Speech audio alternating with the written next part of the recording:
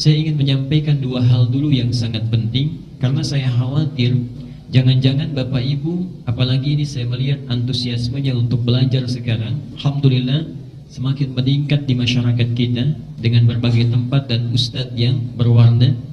Mari kita dengar dulu kabar baiknya dari Rasulullah SAW. Perhatikan hadis Nabi tercantum di dalam Sahih Muslim, nomor hadis 1037.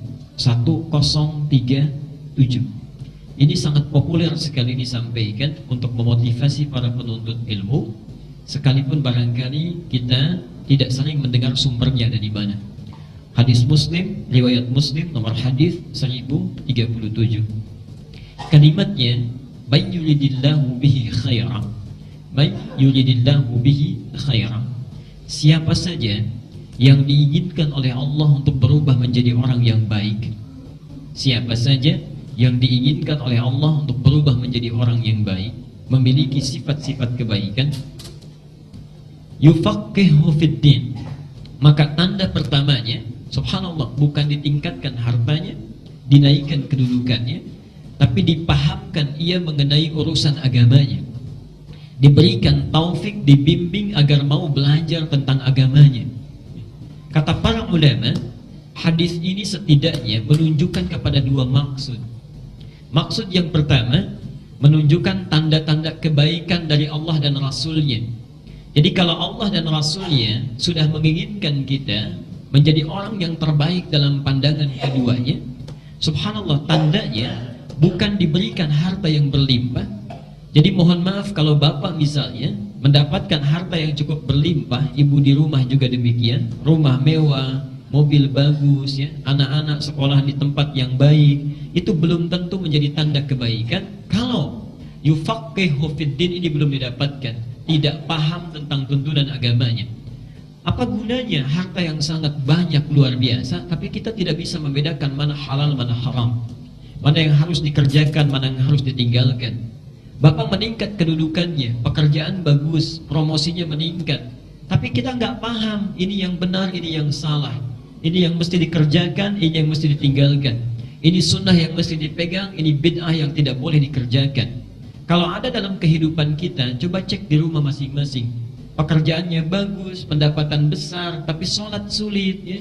Mengerjakan yang halal itu tidak mudah didapatkan, yang haram malah semakin mudah. Barangkali ada yang keliru dalam perjalanan hidup kita. Tapi subhanallah, kalau Allah sudah menginginkan seseorang menjadi baik, kata Nabi, yufaqihu fiddin, akan diberikan dia taufik, dorongan agar mau mempelajari tuntunan agamanya. Dia paham yang halal dengan yang haram, mengerti yang benar dengan yang salah, memegang yang sunnah, meninggalkan yang bid'ah. Apa kemudian yang kaitannya dengan pertemuan kita saat ini? Subhanallah, perhatikan. Saat kita dikumpulkan di tempat ini, sementara orang lain belum mendapatkan kesempatan ini, ada kuat sinyal, bagian kedua makna hadis ini, ada kuat sinyal yang bisa dibaca, Allah sudah menginginkan kita berubah menjadi orang yang baik.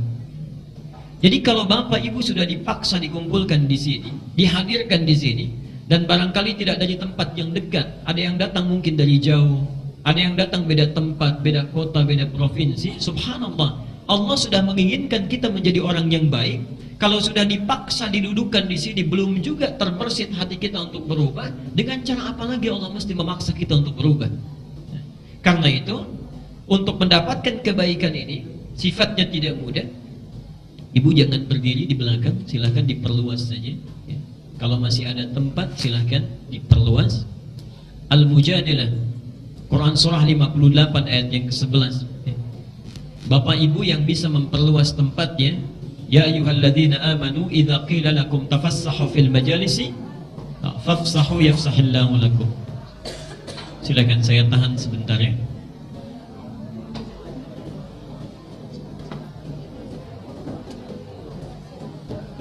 Kalau bisa sih jangan ada yang di luar, sepanjang masih ada di dalam silakan diisi dulu. Allahumma shalli ala Muhammad. Baik.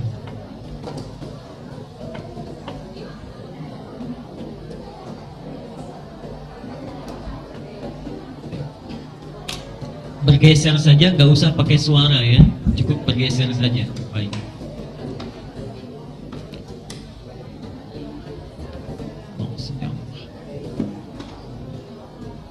Silakan. Allah berfirman, ya ayyuhalladzina amanu, wahai orang-orang yang beriman, idza qila lakum tafassahu fil majalisi, jika dikatakan kepada kita perluas majlis sepanjang masih ada tempatnya, fafsahu, berikan ruang untuk orang lain, yafsahillahu lakum, orang yang selalu memberi kesempatan ruang pada orang lain, maka Allah akan berikan ruang yang luas baginya. Ilmu akan cepat mengalir dengan baik dan mudah kita untuk mengamalkan manfaatnya dalam kehidupan. Semoga Allah memberikannya kepada kita semuanya. Silakan kalau masih ada ruang di tempat saja. Saya sering katakan dengan bercanda, gak apa-apa. Yang penting semua di dalam. Kalau sudah penuh, saya di luar juga gak ada masalah. Ini masuk. Baik. Alhamdulillah. Baik, kita kembalikan dulu. Nah, tidak mudah untuk mendapatkan kebaikan ini. Karena itu sebelum kita mulai, saya ingin menyampaikan bagian kedua yang singkat. Tadi kabar baiknya, tapi tidak setiap yang ta'lim bisa mendapatkan kebaikan ini kalau tidak paham tentang manhaj ta'limnya untuk pengajar dan manhaj talabul ilminya untuk para penuntut ilmu. Nanti silahkan praktekkan ini singkat saja. Baik nanti mengaji dengan ustadz yang lainnya, ya. Bagian pertama nanti ada ustadz yang menyampaikannya, Ustadz Salim. Yang kedua ada Ustadz Khalid. Ketiga ada Ustadz Nizam. Di tempat lain juga banyak ustadz yang lainnya. Doakan mereka supaya sehat, memberikan ilmu yang baik dan bisa kita amalkan. Tapi pahami fikih ini supaya siapapun yang mengajar, ilmu bisa kita raih. Perhatikan, yang pertama yang harus kita siapkan sebelum berangkat dari rumah untuk mendapatkan kebaikan tadi, itu sudah disampaikan di hadis ini, yufaqihu fiddin, bahasanya fikih. Ini adalah tafsir dari surah ke-9 At-Taubah ayat 122. Ayat 122. Quran surah 9 ayat 122. Wa ma kana al-mu'minuna liyanfiru kaffa falawla nafara min kulli firqatin minhum ta'ifatun liyattafaqahu fiddin. Perhatikan rumusnya, saya agak cepat saja.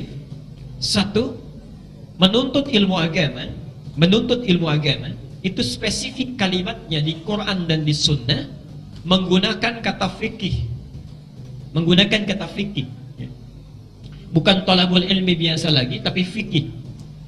Fikih itu sederhananya artinya paham, mengerti.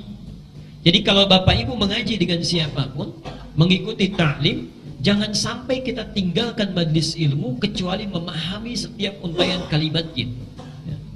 Untuk memahami itu, awas ya, hati-hati. Untuk memahami itu tidak mungkin bisa dipahami kecuali disiapkan perangkat pemahamannya. Ada perangkat tulisan yang bisa kita tulis. Sekarang lebih modern, barangkali ada dengan rekaman dan sebagainya. Jadi kalau kita ingin maksimal belajarnya, siapkan dari rumah perangkatnya. Niatnya memang khusus untuk belajar. Buka kitabnya At-Tibyan fi Adab Hamalatil Quran karangan Imam An-Nawawi, ya. Ada di kitab pembahasan Adabul Muta'allim bab bagian paling bawah, paragraf yang pertama di halaman ke-32, ya. Disebutkan di sana, penuntut ilmu itu harus sudah siap sejak berangkat. An yajtaniba minal asbabi syaghilati 'anit tahsil, itu kalimatnya. Supaya para penuntut ilmu itu fokus dengan pembahasannya, dia tepikan dulu segala hal yang bisa memalingkan dia dari fokusnya, ya. Jadi gak ada ceritanya misalnya, mohon maaf sudah hadir, ya, kita masih sibuk dengan yang lainnya. Ada SMS jawab dulu, telepon kita terima dulu. Yang paling unik masih sempat bikin status, saya sedang belajar, ya. Jadi sudah fokus, siapkan perangkatnya. Ingat kata Imam Ali karamallahu wajah, ilmu itu seperti unta yang liar.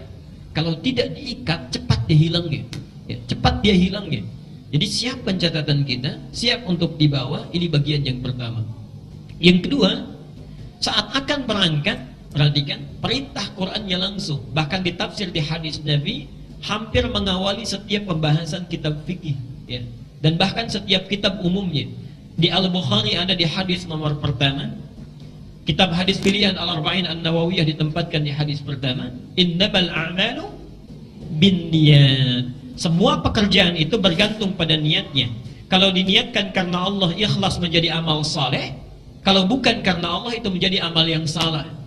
Perhatikan, wa ma umiru illa liya'budullaha mukhlishina lahuddin. Kalau perangkat sudah siap, sudah kita persiapkan untuk fokus, bersihkan niat kita, tujuannya hanya karena lillah, karena Allah, bukan karena yang lain. Jadi mohon maaf, antum kalau sudah datang di majlis ini, di masjid ini bahkan, tolong perbaiki niatnya. Yang tadi niatnya barangkali berubah, hanya ingin ketemu teman, okay? Hanya ingin barangkali bersilaturahim dengan yang lainnya. Ada yang ingin melihat ustadznya saja, yang mana sih itu ya, dan sebagainya. Ayo bersihkan. Hadir di masjid, fokus, semua lillah. Hati-hati ya. Karena itu amal dibagi menjadi amal saleh dan amal sayyi. Wal 'asr innal insana lafi illa alladziina wa. Kenapa didahului kalimat iman? Karena amal saleh itu ciri orang yang beriman. Orang beriman itu selalu dilakukan karena Allah, makannya karena Allah, minumnya karena Allah, belajarnya karena Allah. Jadi perbaiki niat. Selanjutnya, tadi di jalan sudah akan berangkat, ya. Niat sudah diperbaiki, perlengkapan sudah siap, perhatikan kabar baiknya. Baru persiapan seperti itu saja, Allah sudah memberikan anugerah yang sangat besar. Apa di antaranya? Catat hadisnya kalau ingin dicatat. Saya sebutkan di 4 kitab hadis utama. 1, ada di Al-Bukhari. Al-Bukhari, bukan Bukhari ya, tapi Al-Bukhari. Ingat betul ini, bukan Bukhari tapi Al-Bukhari. Nama aslinya bukan Bukhari, nama aslinya Muhammad. Punya bapak namanya Ismail, punya kakek namanya Ibrahim, punya kakek buyut namanya Al-Mughirah, punya eyang buyut namanya Al-Bardazbah, tinggal di kecamatan Ja'fi, kemudian Kabupaten Bukhara, Provinsi Khurasan, sekarang negaranya Uzbekistan. Nah, karena dia bukan orang Arab, datang ke Arab untuk belajar, umumnya memperkenalkan diri dengan nama daerahnya supaya dikenal. Yang kedua, menyampaikan bahwa Islam sudah masuk ke negara saya. Ya. Caranya gampang, tambah al di depannya, ujungnya dijadikan i, tambah ya biasanya. Contoh, dari Bukhara tambah al, jadi al Bukhara, ujungnya jadi i. Maksudnya saya dari Bukhara. Itu boleh. Ada Syekh Nawawi, bukannya mengarang Al-Arba'in, tapi yang dari Banten. Memperkenalkan dirinya, saya Nawawi dari Banten. Ditambah al depannya, Al-Bantani. Syekh Yasin, subhanallah, ini pakar hadis kontemporer, wafat baru-baru kemarin ini, abad ke-20, itu orang mufti paling hebat orang Indonesia yang memberikan fatwa di Mekah. Syekh Yasin dari Padang, Syekh Yasin Al-Padangi. Syekh Ahmad Khatib dari Minangkabau. Di antara muridnya Kiai Haji Ahmad Dahlan, nama aslinya Muhammad Darwish, dengan Kiai Haji Hasyim Asy'ari. Ini dari Minangkabau, Syekh Ahmad Khatib Al-Minangkabawi. Jadi awalnya tambah al, depannya jadikan i, itu paling mudah. Jakab Permai boleh, Al-Jakab Permai misalnya, dan seterusnya. Baik, saya teruskan dulu. Al-Bukhari di kitabnya Adabul Mufrad, bukan yang Sahih Bukhari ya, bukan Sahih Al-Bukhari, tapi Adabul Mufrad. Ini kitab hebat, jilidnya juga tidak banyak, cuma 1 jilid dan tidak terlalu tebal. Kalau bisa silahkan miliki, cari terjemahannya. Ini kitab bagus untuk memotivasi kita menuntut ilmu dan mendidik anak-anak supaya berakhlak mulia. Namanya Adabul Mufrad, nomor hadisnya 746. Ini saya bacakan hadisnya di akhir. Nomor hadis 746. Kemudian hadis Muslim, riwayat Muslim, nomor hadis 1389, 1389. 1389. Kemudian At-Tirmidzi, bisa dibaca At-Turmudzi, bisa dibaca At-Tirmidzi, dari Tirmidz atau Turmudzi. Nomor hadis 2682, 2682. Dan yang terakhir, yang keempat, ada di Ibnu Majah, nomor hadis 219, 219.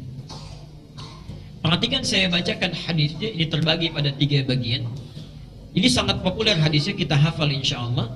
Man salaka tariqan yaltamisu fihi ilman sahalallahu lahu tariqan ilal jannah. Bagian pertamanya, siapa yang menyiapkan dirinya menempuh satu perjalanan khusus untuk belajar sebagian dari tuntunan agamanya. Perhatikan Pak Ibu ya, ini tadi baru siap-siap, baru dandan kita, niat karena Allah, akan berangkat kita. Langkahnya saja, sahhalallahu lahu tariqan ilal jannah, sudah dihitung, dicatat oleh Allah, dicatat oleh malaikat, subhanallah, sebagai langkah yang akan memperingan dia untuk masuk ke dalam surga. Allah akan balas setiap langkahnya dengan meringankan langkahnya menuju surga. Itu satu, di akhiratnya. Belum cukup dengan itu. Wa innal malaikata la tad'u ajnihataha ridan li talibil ilmi. Dan kalaulah para penuntut ilmu itu tahu, setiap dia sudah mulai melangkah keluar dari tempat dia tinggal, sampai ke majlis ilmu, sampai pulang lagi, itu malaikat membentangkan sayapnya, memberikan ridha kepada para penuntut ilmu. Di antara makna ridha itu adalah memohonkan ampunan kepada Allah bagi para penuntut ilmu. Subhanallah. Dimohon, saya mohon dengan sangat, Bapak Ibu itu dari mulai berangkat, itu ada peluang untuk diampuni segala dosa kita. Kenapa kita tidak manfaatkan nikmat ini? Berangkat kita perbanyak istighfar, daripada kita lihat ini dikomentari, lihat itu dibicarakan. Jadi banyak hal yang tidak bermanfaat dibandingkan dengan anugerah Allah yang begitu besar. Disilahkan gunakan ini sampai pulang lagi. Jadi baru berangkat saja ada ampunan yang Allah sudah sediakan. Dan yang kedua, itu juga bisa bermakna mengaminkan doa yang dimohonkan. Jadi kalau ustadznya belum datang misalnya, siapapun nanti, ayo kalau sudah hadir di majlis ilmu, apalagi di masjid, sibukkan diri kita dengan doa. Minta kepada Allah. Barangkali inilah cara Allah untuk menyelesaikan setiap persoalan yang kita sedang miliki. Mohon maaf, tidak setiap yang hadir di sini itu hatinya sedang tentram. Mungkin ada yang punya persoalan di rumah tangganya, di pekerjaannya. Itu Allah sudah menjamin. Bahkan yang terakhir ini langsung disebutkan di Quran itu. Di Quran surah 16 ayat 97 An-Nahl. Quran surah 16 ayat 97. Perhatikan kalimat Qurannya. Saya tidak akan tafsirkan karena ini tugasnya Ustaz Abdullah Amin nanti menerangkan. Ya, saya bacakan saja. Man 'amila shalihan. Siapa yang melakukan satu amal soleh saja, tidak usah banyak-banyak.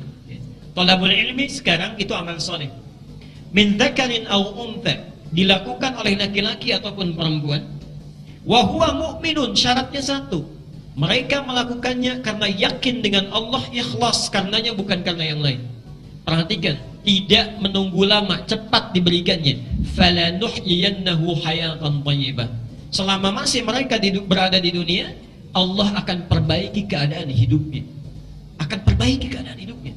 Yang punya masalah diberikan solusinya, yang kesulitan dimudahkan. Karena itu mohon pegang betul ini. Sudah masuk di majlis ilmu, sibukkan dengan doa. Yang terakhir, dan ini penutup saya, ini sifat ta'lim di masa Nabi. Jadi kalau antum mengatakan saya senang sunnah, coba lihat cara ta'lim kita sesuai sunnah atau tidak. Jadi ada persis seperti sunnah Nabi, ada mirip-mirip sunnah Nabi, itu lain. Persis seperti Nabi, ada mirip-mirip sunnah Nabi. Di satu tempat pernah satu kali salat khusuf gerhana, saya akan mengimami, saya tanya jamaahnya, Bapak Ibu ingin seperti Nabi atau mirip-mirip sunnah Nabi? Mirip sunnah Nabi Pak, katanya. Baik, insyaallah. Saya bilang rakaat pertama Al-Baqarah, rakaat kedua Ali Imran, rakaat ketiga An-Nisa, rakaat keempat Al-Maidah.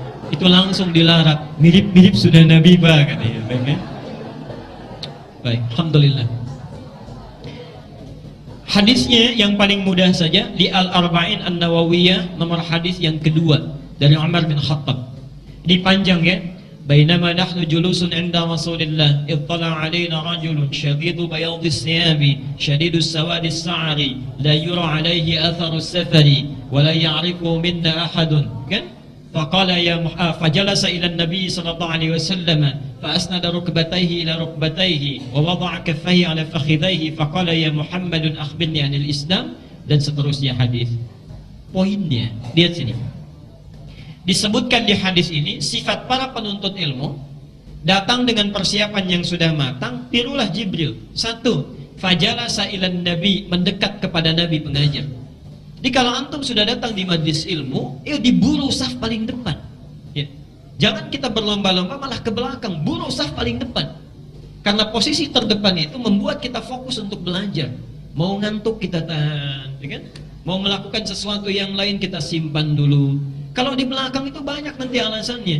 Subhanallah, ada sesuatu kita balas, mau nulis, bikin status dulu sambil tiduran, banyak ya. Nah, yang ingin saya bandingkan, perhatikan, kita jangan jauh-jauh ya. Anak TK di Palestina itu ada Kak Bimo pernah ke sana ya, beliau seorang pendongeng muslim. Nanti kalau yang punya siswa TK misalnya atau SD pemula, itu insya Allah coba ya, kalau ada waktu itu undang Kak Bimo. Itu bagus, pencerita muslim yang ceritanya itu dikeluarkan dari Quran dan Sunnah saja. Hebat cara ceritanya, bisa meniru suara binatang, bisa meniru suara-suara yang lain, itu luar biasa, subhanallah. Dan isinya Quran. Beliau bercerita, saat saya ke Palestina, kata beliau, kurang lebih ada 2-3 fenomena yang luar biasa. Satu, itu kan mereka sedang butuh-butuhnya bantuan. Beliau datang dengan kafilah, rombongan untuk memberikan bantuan, subhanallah. Begitu datang, tidak ada satupun yang menengadahkan tangannya untuk minta. Padahal situasinya saat itu, mohon maaf, roti saja setengah potong itu mesti dibagi dengan 16 orang barangkali yang ada di keluarga. Dibagi ya, itu tapi tidak ada yang menengadahkan tangannya. Yang kedua, kalau mau minum, itu airnya itu mesti diteliti dulu karena sudah diracun oleh pasukan Zionis sumber airnya. Tapi nyaris tidak ada yang menengadahkan tangannya. Yang kedua, perhatikan, setelah datang ke satu TK untuk cerita, kurang lebih ada 150 orang di sana. Saat beliau datang, itu anak-anak sudah merapat menunggu, berebut mengambil saf yang paling depan. Perhatikan, mereka yang tidak ada mejanya, itu saf paling depan dikejar 150 orang, subhanallah. Itu anak TK. Kita S1, subhanallah, S1, S2, S3 yang sudah ada mejanya di depan ditarik ke belakang. Ya. Ini anak TK ke depan, kita yang ada mejanya ditarik ke belakang. Bagian ketiga ini yang paling hebat. Perhatikan, beliau menanyakan dengan 1-3 pertanyaan, intinya sama, jawabannya bisa beda. Satu, kata beliau, siapa di antara kalian, perhatikan, yang ingin menjadi dokter? 1 orang, 2 orang angkat tangan. Angkat tangannya pun gak tinggi karena nengok yang lain gak ada yang angkat ya. 1-2 orang. Yang kedua, siapa yang ingin menjadi pemain sepak bola, katanya. Subhanallah, agak banyak angkatnya, agak banyak laki-laki terutama. Yang ketiga, siapa yang ingin jadi presiden? Hampir tidak ada yang mengangkat dia. Perhatikan, anak-anak usia TK fitrahnya masih bersih, tidak ada hubbu dunya dalam dirinya, kebanyakan mereka. Pertanyaan keempat, ini yang luar biasa. Siapa di antara kalian yang ingin syahid fi sabilillah? Yang ingin syahid fi sabilillah. Subhanallah, Bapak Ibu sekalian, tidak ada yang angkat tangan. Tapi semuanya berdiri tanpa dikomando, berdiri, dikepalkan tangannya itu. Kami akan syahid, kami akan syahid. Saya akan susul ayah saya duluan, saya akan kejar paman saya yang pulang duluan. Itu anak TK, anak TK. 150 orang anak TK, subhanallah. Jadi Qurannya sudah hafal, usia 6-7 tahun itu sudah hafal. Mohon maaf, 13 tahun belum hafal Quran itu aib di sana itu ya. Jadi kurang apa lagi? Karena mohon maaf, mereka cepat diambil karena Allah sayang itu. Ada jaminan di Quran, di alam kuburnya akan diberikan nikmat luar biasa. Ali Imran 169 sampai 171. Itu kenikmatan kubur luar biasa. Makanya mohon maaf, anak Palestina itu cepat diambil karena untuk apa lama-lama? Qurannya sudah hafal, kematiannya syahadah, puncaknya tertinggi, nikmatnya sudah besar. Kita barangkali 50 tahun, 60 tahun, 40 tahun dihadirkan di masjid ini karena mohon maaf barangkali masih banyak bekal yang perlu kita persiapkan untuk menghadap kepada Allah. Mereka 5 tahun sudah hafal 30 juz, kita 50 tahun juznya pun kadang tidak hafal. Jadi barangkali bertakwalah kepada Allah, siapkan diri kita. Saya mohon pakai manhaj ini, mengajar dengan atau belajar dengan siapapun, ustadz manapun, ikhlas dari rumah, siapkan perlengkapannya, ambil saf paling depan, sibukkan dengan yang bermanfaat dan hilangkan sesuatu yang tidak melahirkan manfaat besar bagi kita.